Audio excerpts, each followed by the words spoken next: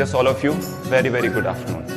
From today onwards, we will start learning the past tenses. And you know, the first tense that we are going to learn from today onwards is past simple tense. तो सबसे पहले मैं आपको past simple के regarding कुछ general information देना चाहूँगा। सबसे पहले जैसे कि आपको पता है कि बेसिकली ये पास्ट का सबसे पहला टेंस है और इसका नाम क्या है? Past simple tense. बेसिकली इसका एक और नाम भी है और इस टेंस का जो दूसरा नाम है वो है पास्ट इंडेफिनेट टेंस। इस टेंस को पास्ट इंडेफिनेट क्यों कहते हैं इसका भी मैं रीजन आपको अभी एक्सप्लेन करूंगा। उसके पहले हम इस टेंस को फर्दर सबसे पहले इसके जनरल रूल्स के थ्रू स्टडी करना शुरू करते हैं। जैसे कि आपको पता है कि हम पास्ट में बहुत सारे एक्शंस परफॉर्म करते हैं या हम हिस्ट्री के बारे में काफ़ी कुछ फैक्ट्स जानते हैं या हमने बहुत सारी स्टोरीज सुनी होती है। उसमें हमने क्या सुना होता है कि किसी एक पर्टिकुलर कैरेक्टर ने कुछ ना कुछ पास्ट में किया और हम लोगों ने भी हमारी लाइफ में बहुत सारे इवेंट्स होते हैं जो पास्ट में किए हुए होते हैं। जैसे मैंने कल एक मैच देखा, मैंने कल का मैच जीता, या मैं पिछले महीने घूमने गया, या मैं पिछले वर्ष जयपुर गया। ऑल दीज सेंटेंसेस ऐसे हिस्ट्री जो हिस्टोरिकल फैक्ट्स होते हैं हमारी लाइफ के, उनको हम जो है पास्ट जो फैक्ट्स होते हैं उनको एक्सप्रेस करते रहते हैं हमारी लाइफ के अंदर। उसी तरीके से बहुत सारी स्टोरीज होती हैं इंग्लिश के अंदर, आपको पता है you know the story of elephant and a tailor, the story of greedy dog, you know the story of thirsty crow, all these stories. इन सब के अंदर बेसिकली वो जो कैरेक्टर होता है स्टोरी का, उसने कुछ ना कुछ वहाँ किया।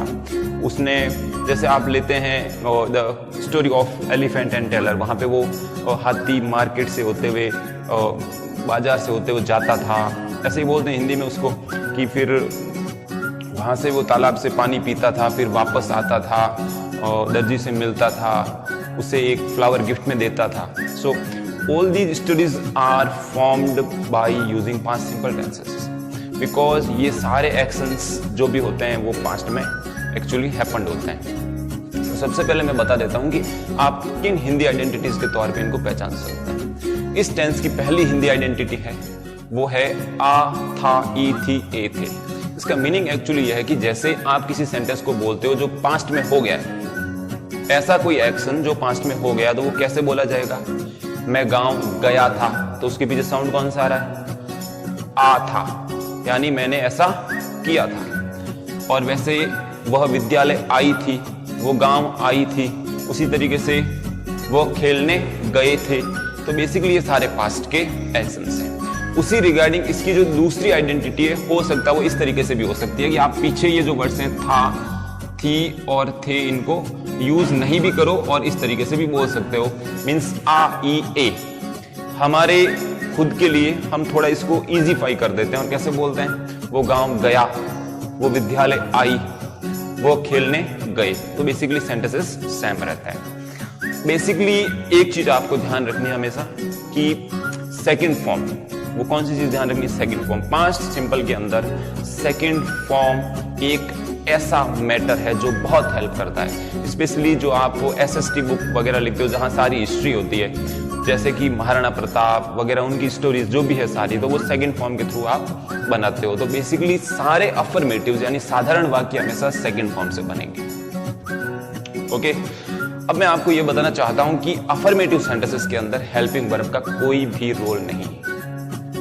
इसकी जो हेल्पिंग वर्ब है क्या है? डिड, जो बिल्कुल थोड़ी बहुत नेचर में किसके जैसी दिखने में, प्रेजेंट सिंपल की जो हेल्पिंग वर्ब से डू और डस, उसी कैटेगरी में आ रही है। तो वो वाली दोनों हेल्पिंग वर्ब कहां आ रही थी? अफर्मेटिव सेंटेंस में नहीं आ रही थी प्रेजेंट सिंपल में, वो कहां आ रही थी? नेगेटिव और इंट्रोगेटिव में। उसी तरीके से ये वाली हेल्पिंग वर्ब है, इसी का भी नेचर ऐसा है। क्यों? क्योंकि ये अफर्मेटिव सेंटेंस में नहीं आती। तो अफर्मेटिव सेंटेंसेस के अंदर हेल्पिंग वर्ब इसलिए नहीं आती है क्योंकि ये टेंस कौन सा है? पास्ट सिंपल के साथ में पास्ट इंडेफिनेट, यानी जो भी पास्ट एक्शंस यानी जो पहले हो गए उनका कोई एक्चुअल एक पॉइंट ऑफ टाइम नहीं है कि वो स्पेशली उसी समय हुए पास्ट में। इस वजह से इसे हम पास्ट इंडेफिनेट टेंस बोलते हैं। और इसकी जो हेल्पिंग वर्ब है वो अफर्मेटिव में नहीं होगी, लेकिन नेगेटिव को और जब हम इंट्रोगेटिव को बनाएंगे तब तो हमें हेल्पिंग वर्ब की आवश्यकता पड़ेगी।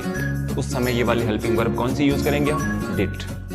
ओके, तो मैंने यहाँ पे सबसे पहले लिखा है कि हेल्पिंग वर्ब होती है डिड, जो यूज होती है ओनली नेगेटिव और इंट्रोगेटिव सेंटेंसेस में, यानी नकारात्मक और प्रश्नवाचक वाक्यों में। नेक्स्ट वर्जन में हम जाते हैं तो मैंने लिखा है यूज ऑफ मेन वर्ब। कौन सी मेन वर्ब का यूज होता है?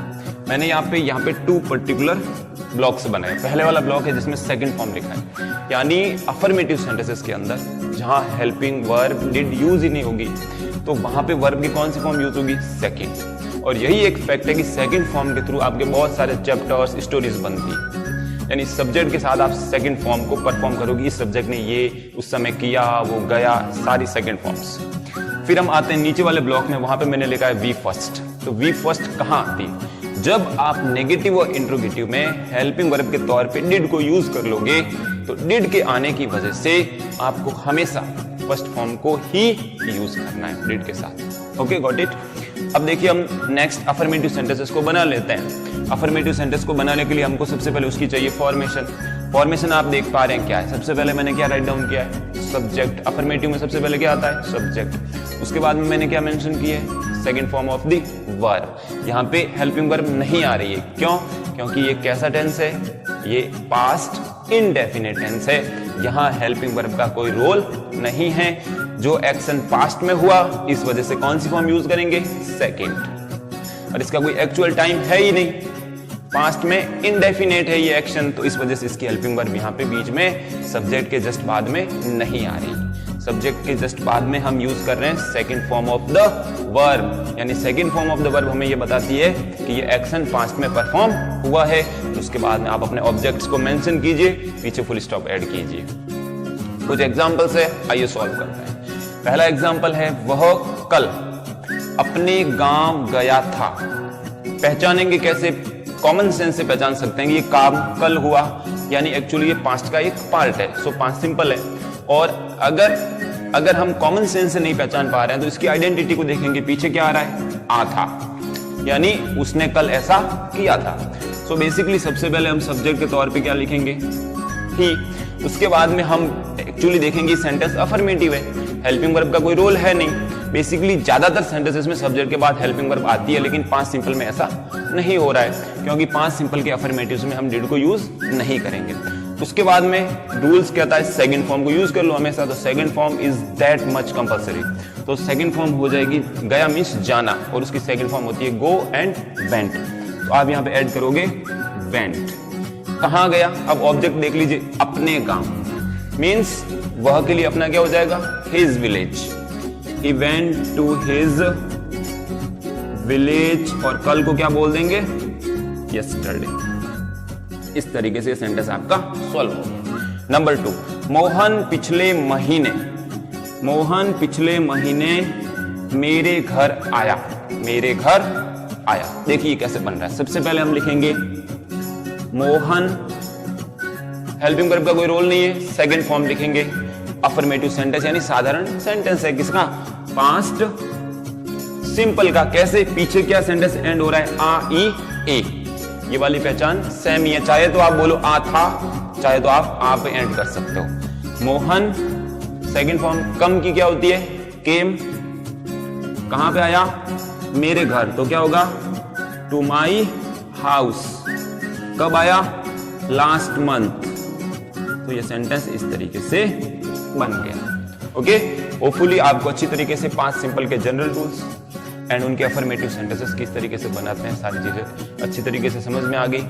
नेक्स्ट सेक्शन में इसी वीडियो में मैं आपके लिए लेना चाहूंगा नेगेटिव अफर्मेटिव सेंटेंस कैसे बनते हैं। चलिए देखते हैं। अफर्मेटिव्स किसके बना रहे हैं? Negative affirmative. नेगेटिव अफर्मेटिव हम बना रहे हैं पास्ट सिंपल के। ओके, उसके लिए हमें सबसे पहले लिख लेनी चाहिए हमेशा फॉर्मेशन। अगर आपको फॉर्मेशन आ रही है तो आप सेंटेंस सही ही करेंगे। तो सबसे पहले आप लिखेंगे अफर्मेटिव है तो सब्जेक्ट तो लिखेंगे। ओके, अब हम उसके बाद में क्या लिखेंगे? Helping verb. अफर्मेटिव जो अभी इसका हमने जस्ट इसके पहले जो अफर्मेटिव सेंटेंस बनाया उसमें हेल्पिंग वर्ब का कोई रोल नहीं था, लेकिन ये सेंटेंस कैसा है? नेगेटिव अफर्मेटिव, यानी इसमें नेगेटिव सेंस को इंक्लूड कर दिया गया है अफर्मेटिव में। इस वजह से हमें हेल्पिंग वर्ब को यूज करना होगा, और वो हेल्पिंग वर्ब कौन सी होती है? डिड। तो हम यहां पे यूज करेंगे डिड, जो क्या है? इस सेंटेंस की, इस टेंस की पर्टिकुलर हेल्पिंग वर्ब। उसके साथ में हम ऐड करेंगे नॉट। नॉट हमेशा हेल्पिंग वर्ब के साथ में ही ऐड किया जाता है। उसके बाद में हम ऐड करेंगे V1। क्यों? क्योंकि यहाँ पे वर्ब की फर्स्ट फॉर्म इसलिए यूज हो रही है क्योंकि डिड के साथ में फर्स्ट फॉर्म ही अप्लाई कर सकते हैं, सेकंड फॉर्म अप्लाई नहीं कर सकते चाहते हुए भी। तो हमने फर्स्ट फॉर्म अप्लाई कर दी। सब्जेक्ट के बाद में क्या लिखा? डिड। सब्जेक्ट के बाद में हेल्पिंग वर्ब लिखेंगे, नेगेटिव अफर्मेटिव है, हेल्पिंग वर्ब के साथ में ऐड कर देंगे नॉट। उसके बाद में हम फर्स्ट फॉर्म लिखेंगे, क्यों? डिड के साथ में फर्स्ट फॉर्म आती है हमेशा। उसके बाद में हम ऑब्जेक्ट्स लिख देंगे, पीछे फुल स्टॉप ऐड कर देंगे। Let's take example. वह कल यहां नहीं आया था। चलिए बनाते हैं। सबसे पहले हम क्या लिखेंगे? सब्जेक्ट के तौर पे ही। हेल्पिंग वर्ब कंपल्सरीली आएगी, नेगेटिव सेंटेंस है, नॉट उसी के साथ में लगाएंगे। तो हमने क्या लिखा? He did not. Main verb आना, फर्स्ट फॉर्म लिखी जाएगी, क्या लिखेंगे? कम। ऑब्जेक्ट क्या है? फर्स्ट ऑब्जेक्ट है हियर, सेकंड ऑब्जेक्ट क्या है? कल, जिसे हम क्या बोलेंगे? यस्टरडे, क्योंकि ये बीता हुआ कल। Got it? चलिए अब मैं इसी के साथ में लास्ट में आपके लिए लेना चाहूंगा इंट्रोगेटिव सेंटेंस, जिसके बाद में आप इस टेंस को अच्छी तरीके से कंप्लीटली क्लियर कर सकते। ओके, तो सबसे पहले हम ले लेते हैं नेक्स्ट। कौन सा सेंटेंस है? Interrogative sentence.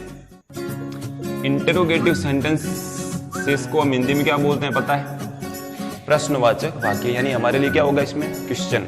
तो सबसे पहले आप क्या करें? इसकी फॉर्मेशंस राइट करें। तो मैं आपको बताना चाहूंगा कि टोटल फॉर्मेशंस कितनी होती है इंट्रोगेटिव्स की? हमेशा 2, क्योंकि क्वेश्चन पूछने के तरीके भी 2 टाइप्स के होते हैं। तो पहले वाला जो फॉर्मेशन होगी उसमें आएगा हेल्पिंग वर्ब सबसे पहले, जो कौन सी होती है? डिड। उसके बाद में आप क्या लिखोगे? सब्जेक्ट। ठीक है ना? इंट्रोगेटिव में हेल्पिंग वर्ब सब्जेक्ट से पहले आती है, ये फैक्ट हमेशा ध्यान रखें। अफर्मेटिव सेंटेंस और इंट्रोगेटिव में यही अंतर है कि अफर्मेटिव में सब्जेक्ट पहले और हेल्पिंग वर्ब नंबर 2 पे आती है। उसी तरीके से इंट्रोगेटिव में हेल्पिंग वर्ब सबसे पहले और सब्जेक्ट नंबर 2 पे आता है। उसके बाद में हम लिखेंगे first form of the verb, उसके बाद में हम लिख देंगे ऑब्जेक्ट्स, पीछे ऐड करेंगे question mark. Let's write the second formation. WH word सबसे पहले आएगा इस वाली फॉर्मेशन में। उसके बाद में हम हेल्पिंग वर्ब के तौर पे क्या लिख देंगे? डिड। उसके बाद में हम ऐड करेंगे सब्जेक्ट, उसके बाद में हम ऐड करेंगे V1, उसके बाद में हम ऐड करेंगे ऑब्जेक्ट्स, उसके पीछे क्वेश्चन मार्क को ऐड कर दिया जाएगा। Let's take examples. पहला है, क्या तुम पिछले वर्ष घूमने गए? Question mark. ओके, तो सबसे पहले ये WH वर्ड से शुरू हो रहा है, तो जो नीचे वाला आंसर शुरू होगा उसके लिए हम कौन सी फॉर्मेशन अप्लाई करेंगे? नंबर फर्स्ट, यानी जो हेल्पिंग वर्ब से शुरू हो गई। तो सबसे पहले हम क्या लिखेंगे? Helping verb did. उसके बाद में सब्जेक्ट क्या लिख देंगे? यू। अब हम लिखेंगे फर्स्ट फॉर्म, क्योंकि डिड के साथ कौन सी फॉर्म आएगी? First form. तो यहाँ पे देखते हैं हम वर्ब यानी एक्शन कौन सा है? घूमने जाना, जिसको हम क्या बोलते हैं? विजिट। ओके, तो हम क्या लिखेंगे? डिड यू विजिट, या फिर हम चाहें तो इनको अलग कर सकते हैं कंफर्टेबली, घूमने अलग और जाना अलग। तो आप लिखेंगे did you go to visit, और चाहें तो इन दोनों को कंबाइन कर दें और इसके लिए हम लिख सकते हैं did you visit last year. पीछे क्या ऐड कर दोगे? Question mark. Got it? Number 2, वह कल यहां क्यों बैठा? वो कल यहां पे क्यों बैठा? ठीक है ना?